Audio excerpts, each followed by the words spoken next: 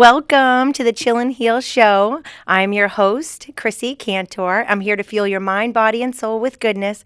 We will connect, open up, share, be real, be raw, overcome. We're going to let go of a lot of things, learn and grow together to simply live a happy life. And remember, sharing is caring, and we are not alone. And I am so excited about this segment, which is sharing hope and love and food in a new life, good food in a new life. And Alexis is my guest, and she's a neighbor in Ward 6. Yes. She has a small business, and I popped in because I needed to fuel my mind, body, and soul with your amazing food. Thank you. Riza's Pizza. Yes. Welcome, Alexis. Thank you. Thank you. Thank you so much for having me. It's a wonderful experience to be here with you today. Oh, my God. Well, I'm so excited. I'm blessed. And the other day I popped in, and your original store was called Zoe's. Yes. Right? Yeah.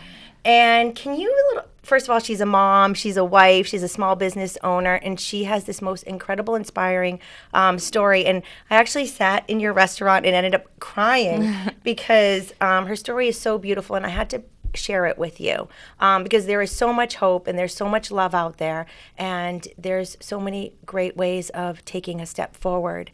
And if you could share who you are and your beautiful story besides your amazing restaurant that thank you. We're so grateful that you're back. Yeah, it's good to be back. So Zoe's was our restaurant back early 2000s to 2015. My husband and I had it, and at the time, I'll kind of jump around a little bit. Yeah, but at that's okay. That's what I do. Okay, good. So at the time, I was, I wasn't a mother yet. I was not a wife yet. I ran this restaurant with my husband, and we had a beautiful home in Bedford, and it seemed like we were living the all-American dream, right? Mm-hmm. And unfortunately, as a human, there are things that we go through in our lives that we don't always deal with.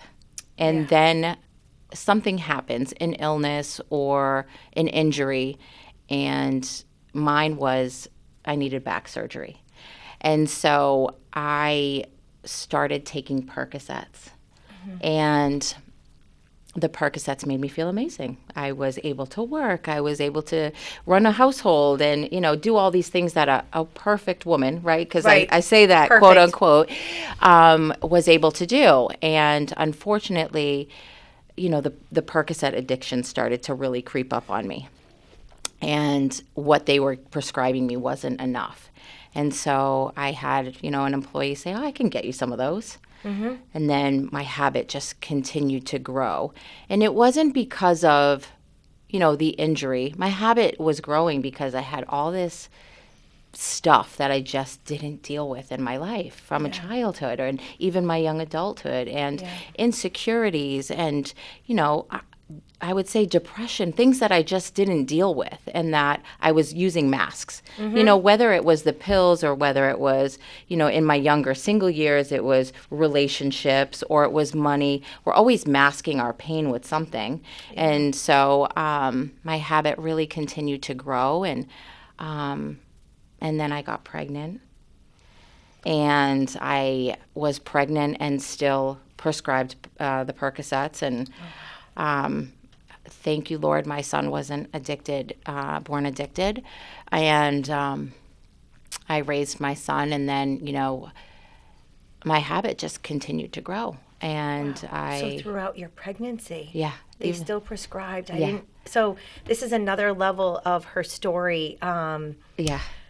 That I didn't know completely. Thank you for sharing. Yeah, I'm being very vulnerable with you this morning. Being so brave. Yeah. I think we have to be bold in what we've been through, because otherwise somebody else that needs hope is never going to know. Yeah. And that could be you. And there is unbelievable hope and love. And then I was also getting them from the streets. I was addicted. I was full-blown addicted at that time. And so I took my shame and my guilt, because that's what happens. I think the shame and the guilt kills you before the addiction does. Mm-hmm. And so I took my son. I left my Steve, who is now my husband at the time. I left him. I left my family. I left my home. I took my son and thought my shame wouldn't follow me. And I was living a life. I was a functioning addict. My addiction became very severe. I was addicted to heroin and crack cocaine, and I just thought everything was okay. I was functioning, right? And I was still like doing, everything a mom should do, but I wasn't, I thought I was doing what a mom should do. And then, my brother ended up passing away from his addiction.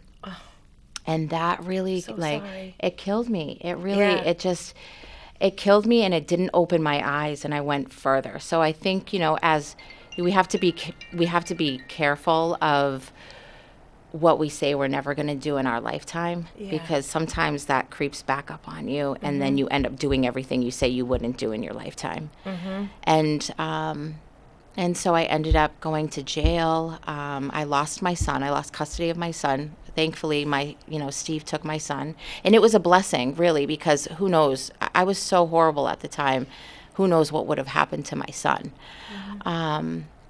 And so I just really was at the bottom of myself. And I would say my last arrest, I was in jail, and I really just cried out to God, because at this point I couldn't do it in my own strength anymore. And I wanted to just die. To be honest with you, I just wanted to die, because everything in life had been taken from me. Everything that I worked so hard to attain was gone. And I just got down on my knees in my jail cell, and I said, God, you either need to help me or take me, because I can't do this anymore. I cannot do this anymore. And God made a way for me to go to this beautiful program here in Manchester called New Life Home for Women and Children. And it's a long-term residential treatment facility for women and children. It is a faith-based program. It is a non-MAT facility. So What does that mean? It means it's a non-medically assisted treated detox. So we do not take Suboxone. We do not take methadone. I work for this program now. I'm the managing director. If you had told me that my life today, 6 years ago, I'd be sitting here. So 6 years ago. 6 years ago, I was out on these streets doing horrible things. But if you would have told me that I'd be sitting here talking about the restaurant that I had lost, the life that I had lost, The husband, my son, and sitting here talking to you about my recovery, I would have laughed in your face and said, you're nuts. But, we have to lose everything sometimes to really look up and see that there is hope, right? And that there is life after the mistake. There is life after the shame and the guilt. And so after I went through this beautiful program, I was restored to my husband. That's amazing. And we weren't even married. We knew each other for 20 years. We're never married. But after I graduated the program, he asked me to marry him. And so we were married in Greece in 2021, and my son walked me down the aisle. So beautiful. And how old is he? He's 12 now. Oh, my goodness. Yeah. And so God is really the restorer of all things, and I believe totally in the power of Jesus to heal, because I left everything behind and really just had to. It's an introspective thing, though. I think to heal fully, you have to look inward and look at the mistakes that you made and look at the trauma that caused you to do those things, because it's an attachment and there's a connection there. You don't just wake up one day and say, I want to be a heroin addict today. There's something that it's a progression. And so it's a slippery slope. Yeah. And you never think that you're going to be there. No. You never, ever. I never thought that taking Percocet would have led me to heroin and crack and arrests after arrest and stealing and, all of those things that come along with addiction, right? It's, you never think that. But you also, it's the shame it's the hiding, it's the secrets, right? Yeah. So in living a secret, you're really just giving the enemy a foothold to really draw you right into a deeper sin, because my family would have never known what was going on. I was hiding it from them. But in hiding it from them, that's what made it grow even and further, because you can't tell anybody. Because now I look back at it and I say, you know what, I could have just told him that I was having a problem. Yeah. But because you're hiding from it, you're like, no, I can't tell anybody. I can't tell It's the him. secrets that will kill us. Absolutely. And holds us back from really full recovery. Absolutely. And So I think it's just so honest to be honest with yourself, but also be honest with someone, because we need to have compassion for people that are struggling. And I think that's really in this world where we're seeing so much addiction. yeah, it's heartbreaking. Yeah, it is. And if we just have compassion on someone and love them where they're at, it doesn't mean that they're going to make a full turnaround that day. But if you keep planting seeds and showing them love, then you know what? They may say, you know what? I'm going to try it for just today. Let me try it for today. And then today may turn into tomorrow, and tomorrow the next week. And it just, it just continues. So can I ask, I'm going to run off and grab a tissue because I'm just a little overwhelmed, but can you share about your program and how long your program was to our audience? Because there is so much hope and there's so much love, and the shame, we need to break away from our secrets. Absolutely. And there is the full recovery, and you're an inspiration. And so can you share about that? And I'm absolutely. Slip off and grab a tissue. Absolutely. Oh my gosh, thank you. So New Life Home for Women and Children is a 18-month program. It is a residential treatment facility. It's not a locked facility. We have women come in from all different life controlling issues. It can be substance abuse, it can be alcoholism, domestic violence. We accept women and their children, and we also have a transitional home across the street, so that after your 18 months is over, you can transition and continue your education. You can work to save money so that you're not just going back into the world and having the world confuse you again with being in a program for 18 months. You're really secluded. You're getting away from people, places, and things, and you're being able to heal from your past trauma. We have a clinician at the home that also helps with the mental health aspect of it. And so it really goes hand in hand with mind, body, and soul. It is a place where you can really, really see what the deep hurt is and what the root cause of what your pain was and what your trauma is, and allow you to keep moving forward in your life. We aim to empower women so that they are active members in the community. We really want to nurture that and support that, so that we're encouraging women and families to go back out and give back to their community. And so that's a little bit about what we do at New Life Home.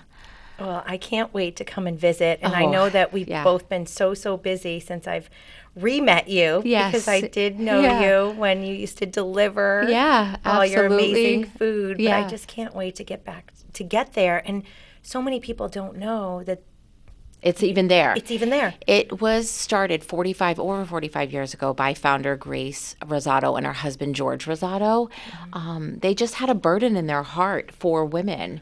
And my boss, Grace, she didn't grow up in a household that was that had generational curses of addiction. She grew up in a loving Christian home, and so God really birthed this in her and her husband. Her husband struggled with addiction and went through Teen Challenge, and so that's an amazing program. Another amazing program. Amazing program. In New York, and so that's where they met, and they decided to start this beautiful home, but they realized that in helping women, they needed to allow their children to come with them, because it's such a valuable aspect to healing, is having your children also heal with you, because they also experience trauma and they also have to walk through it with you. When you separate from your child, separating from my son was, all I ever wanted to be was a mother in life. And so, the addiction part was horrible, but it was having my son taken away that it, yes, fueled my addiction more, but it gave me more shame because I knew that's what I wanted to be, was a mother. But I also felt such guilt for what I was doing to him, because he must think I'm choosing the drugs over him. And so in him, you know, the time that I spend with him now is so intentional. And it's, when I say God restores all things, he does, because it's like no time lapsed. Our relationship is just as strong as it was when he was 6 or 7 years old, and more strong, right? We have a wonderful relationship, but it's something that I have to keep nurturing and keep letting him know that, you know, it wasn't something I wanted to walk away from. It was something that was in mommy, right? And so it's so beneficial. I say that to say it's so beneficial to have children come to the home with their mother, because it is it's as beneficial for the child as it is for the mother. We do have a clinician that works closely with the mother and the child to build that relationship back. And you know, when you're a mom on alcohol or drugs, or even in domestic violence, you're not the same mother as you are sober and healed. And that can create its own barrier, because you parent out of guilt and you don't want to do that. And so we help reunite that and empower the mom to be the right, to parent in the right way. So that's a little bit about our program. That is amazing. So how, if someone is struggling, what do they do? I mean, what are the steps to get into your program, so you really need to be at the bottom of yourself. I would say that's the first part, you know, is to say that I need help, because you can't rely on everybody that's been enabling you for so long, right? You need to be honest and admit that you have a problem, obviously. Be at the bottom of yourself. You can call New Life Home for Women and Children. The office phone number is 603-624-8444. And you can talk to one of our staff members and do an intake. The process, we are a nonprofit, so we do not take any state funds. We rely on church donations and grants. And so for the whole time that you're at the program, we are taking care of all of your needs: food, clothing, schooling, whatever it is, medical appointments. We're taking care of all of that for you. We have really great partnerships with local organizations that donate food to the home and clothing, and some really good churches that support us. So that's amazing. So they can contact you as well if their heart is like going, I need to help. Yeah, and how can absolutely. I help? Because there's so many of us that we just don't know what to do. Absolutely. It's a complicated world. It is. And I know so many people want to help. And so I'm going to go back to like Manchester and what's happening in the crisis on the streets. Yeah. And so were you homeless? I have been homeless. Yeah, I was. And it's heartbreaking. It is. It's heartbreaking. There is so much homelessness, and there's just not enough places for us, for the homeless community to stay. There's just not enough beds, right? And so I know the city is working towards, you know, helping in that way.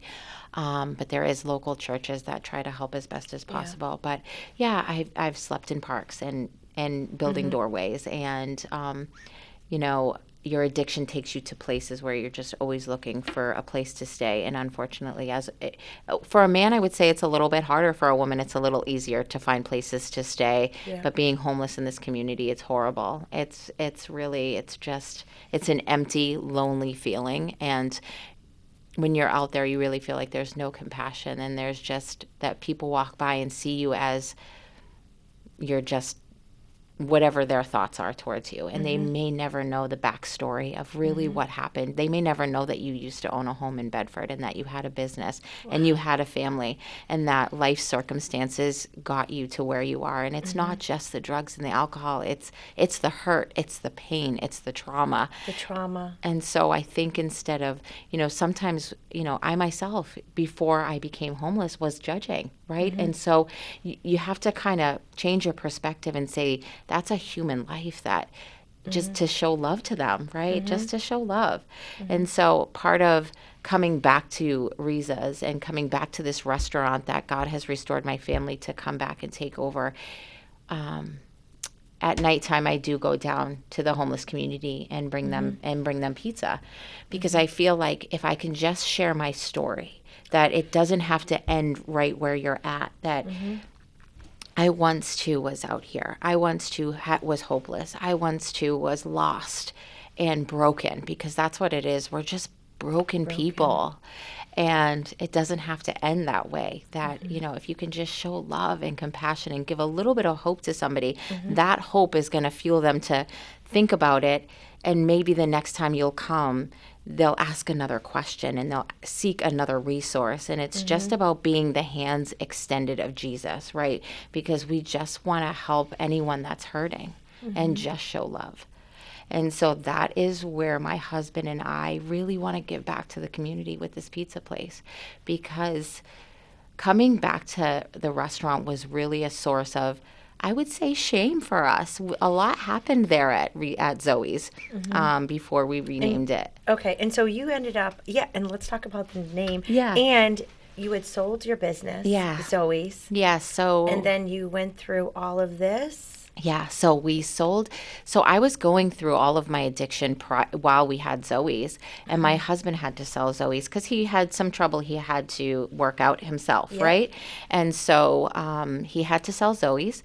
And so when he sold Zoe's, he did other things in the meantime, and I was going through this beautiful program, healing, and which is so amazing. Amazing. And then God restored us, and after we were restored, Miracles happen. Miracles and blessings. And so the opportunity arose for us to purchase Zoe's back. And, at first, I'll be honest with you, I really had to pray, because it was a source of, a lot of memories and shame and guilt for us. But, as much as God heals you, you have to, I always think about Jesus when he heals the paralytic man, and when he says to the paralytic man, pick up your mat and walk.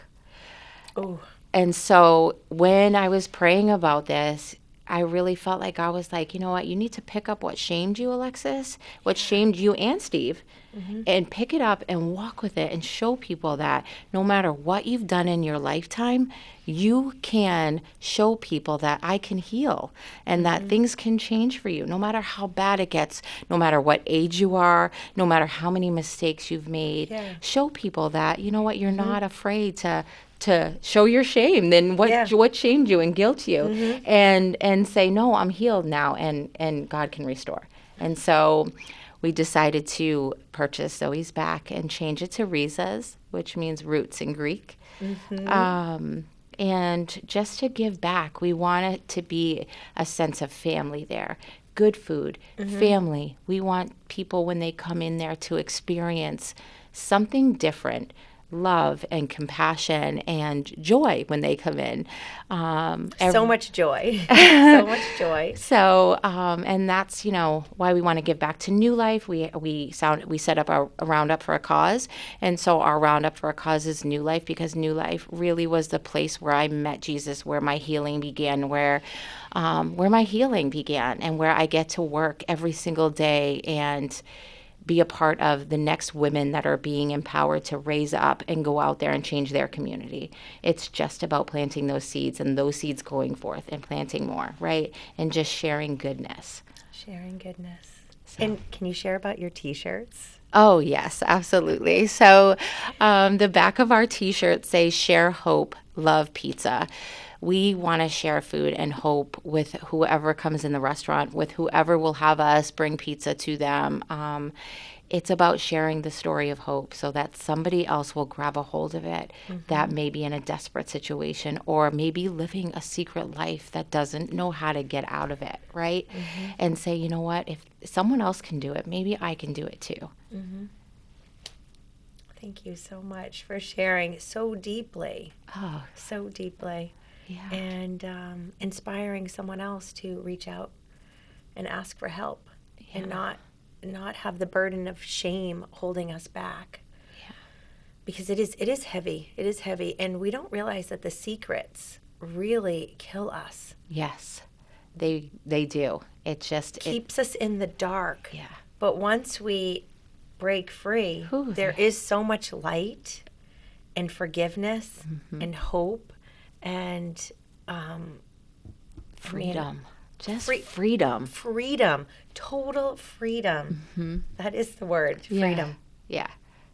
And just to walk in that, it's a beautiful thing. And to encourage others to walk in freedom is really, I think, what the message is all about. Because you can just throw the weights off Yes. and just walk. And right? just walk. And it brings me back to in January of this year, Steve, Richard, and Michelle, good friends of mine.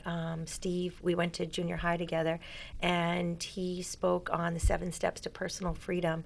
And I have my Chill and Heal show that I did a whole segment on that, and he shared it at Zeal Church. He did this sermon on the 7 steps to personal freedom.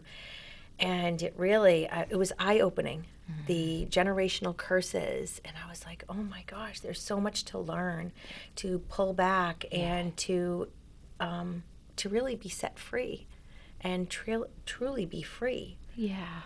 And so I'm going to share that on my Facebook, the 7 steps to personal freedom too. And Teen Challenge is the name Teen Challenge is a little confusing sometimes. It is. But it really is for men too. Yeah.